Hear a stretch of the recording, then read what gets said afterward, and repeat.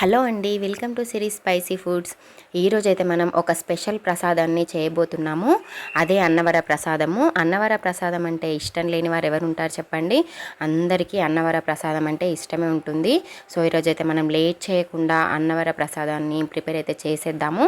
చాలా ఈజీగా, వంట రాని వాళ్ళకు కూడా ఈజీగా చేసే విధంగానైతే ఈ అన్నవర ప్రసాదం అయితే ఉంటుంది. ఇప్పుడైతే చూసేద్దాము. ఒక ప్యాన్ అయితే పెట్టేసుకొని ఒక 1 టేబుల్ స్పూన్ నెయ్యిని అయితే వేసుకోవాలి. ఇంకా నెయ్యి అంతా కరిగిన తర్వాత ఒక 7 నుండి 8 జీడిపప్పు పలుకుల్ని వేసుకొని ఇలా గోల్డెన్ కలర్ వచ్చే వరకు అయితే మనం ఫ్రై చేసుకోవాలి. ఇలా కలర్ అంతా చేంజ్ అయిపోయిన తర్వాత వీటిని పక్కన తీసేసుకొని ఒక చిన్న కప్పుతో ఇలా గోధుమ రవ్వని అయితే తీసుకుంటున్నాను. దొడ్డు రవ్వ అంటాం కదా, అదన్నమాట. ఈ గోధుమ రవ్వని ఒక కప్పు తీసుకోవాలి. మనం ఒక కప్పు ఇక్కడ మెన్షన్ చేసుకున్న తర్వాత ఇంకా అదే కప్పుతో అన్నీ తీసుకోవాలన్నమాట ఈ ప్రసాదం అయిపోయే వరకు అయితే. ఇంకా ఇది బాగా వేయించుకోవాలి మనం లో ఫ్లేమ్లో. ఇది ఎంత బాగా వేయించుకుంటామో ప్రసాదం టేస్ట్ కూడా మనకి అంత బాగా మారే అవకాశం ఉంటుందన్నమాట. ఇంకా అది వేయించుకునే లోపు ఇంకో స్టవ్ పైననైతే 3 కప్పుల వాటర్ని అయితే మనం ఇలా వేడి చేసుకోవాలి. మనం ఏ కప్పుతో అయితే రవ్వని తీసుకుంటామో అదే కప్పుతో వాటర్ని కూడా తీసుకొని 3 కప్పుల వాటర్ని అయితే మనం వేడి చేసుకోవాలన్నమాట. ఇంక ఇప్పుడు అక్కడ వేడి అవుతుండగానే ఇక్కడ మనం ఫ్రై అయితే చేసుకోవాలి. లో ఫ్లేమ్లో మనం ఈ రవ్వనైతే ఇలా వేయించుకుంటూ ఉండేటప్పుడే మనకి కలర్ అంతా చేంజ్ అయిపోయి అలా వైట్గా అయిపోతుంది అనమాట. చూడండి, రవ్వ అంతా వైట్గా మారుతుంది, అంటే బాగా వేగిపోతుంది అనమాట. ఇలా మనం ఒక 5 మినిట్స్ పాటు మనం ఇలా కలుపుతూనే వేయించుకోవాలి. ఇంకా 5 మినిట్స్ తర్వాత ఇంకా నీళ్ళన్నీ మసులుతూ ఉన్న నీళ్ళనైతే ఇందులో కొన్నిగా పోసుకుంటూ కలుపుకుంటూ అయితే ఉండాలి. చూడండి, ఇలా కొన్ని అయితే ఉంచేసుకొని నేను మొత్తానికి పోసేసుకుంటున్నాను. ఇంక ఇప్పుడు ఒకసారి మొత్తం కలిపేసుకొని ఇంకా మిగిలిన వాటర్ని ఇప్పుడు పోసుకుందాము.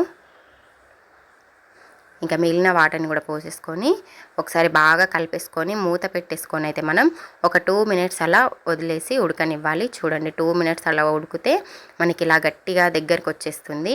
ఇలా దగ్గరకు వచ్చేసిన వెంటనే ఇంకొక 1 మినిట్ మూత తీసేసి అలా కలుపుతూ ఉడికించుకొని ఒక 1 మినిట్ తర్వాత మనం ఏ కప్పుతో అయితే రవ్వ తీసుకుంటామో అదే కప్పుతో ఇక్కడ నేను బెల్లం పౌడర్ని అయితే తీసుకుంటున్నాను.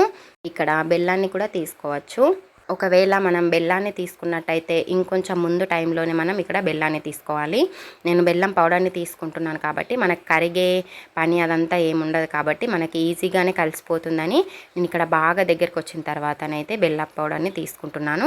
చూడండి, ఒకసారి మొత్తం మిక్స్ అయిపోయేలాగా బాగా కలుపుకోవాలి. మనకి మంచి కలర్ అయితే వచ్చేసింది చూడండి. ఇంక ఇప్పుడు 1/2 టేబుల్ స్పూను యాలకుల పొడిని వేసుకొని ఇంకోసారి బాగా కలిపేసుకోవాలి. మీరు ఇలా అన్నవర ప్రసాదాన్ని చేశారంటే మనకి అన్ని ప్రసాదంలోకెల్లా మనకి అన్నవర ప్రసాదం అయితే ఫేవరెట్గా మారిపోతుంది. చాలా మంచి టేస్ట్ అయితే ఉంటుంది. మీరు ఇలా ట్రై చేయండి ఒకసారి. ఈ బెల్లం పౌడర్ వేసిన తర్వాత ఇంకొక 2 మినిట్స్ అయితే ఇలా ఉడికించుకుంటే మంచిగా మొత్తం పట్టేసుకొని మంచి కలర్లోకి అయితే వచ్చేస్తుంది. ఇంక ఇప్పుడు కొంచెం జాజికాయనైతే వేస్తున్నాను. ఇలా తురిమేసుకొని తీసుకోవాలి. కొంచెం జాజికాయనైతే మనం ఇక్కడ తీసుకోవాలి. మనకి అన్నవర ప్రసాదం అంటేనే తప్పకుండా జాజికాయనైతే వేస్తాము. ఇంకా ఈ జాజికాయ వేసిన తర్వాత ఒకసారి మొత్తానికి కలిపేసుకోవాలి. ఇంకా అదంతా పట్టేసేలాగా ఒకసారి మొత్తం కలిపేసుకొని ఇంకా కలుపుతూనే ఉండాలి. లాస్ట్ మూమెంట్లో ఇంకొక 1 మినిట్ తర్వాత మనం ఫ్రై చేసి పెట్టుకున్న ఈ జీడిపప్పులను కూడా వేసుకొని ఇంకొక 1 మినిట్ అలా లో ఫ్లేమ్లో ఉంచేసుకొని మనం దించేసుకుంటే మనకి అన్నవర ప్రసాదం అయితే రెడీ అయిపోతుంది.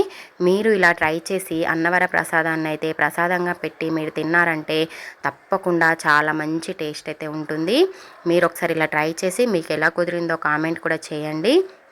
ఇంతేనండి. మీకు ఈ అన్నవర ప్రసాదం వీడియో నచ్చితే తప్పకుండా వీడియోని లైక్ చేయండి, షేర్ చేయండి.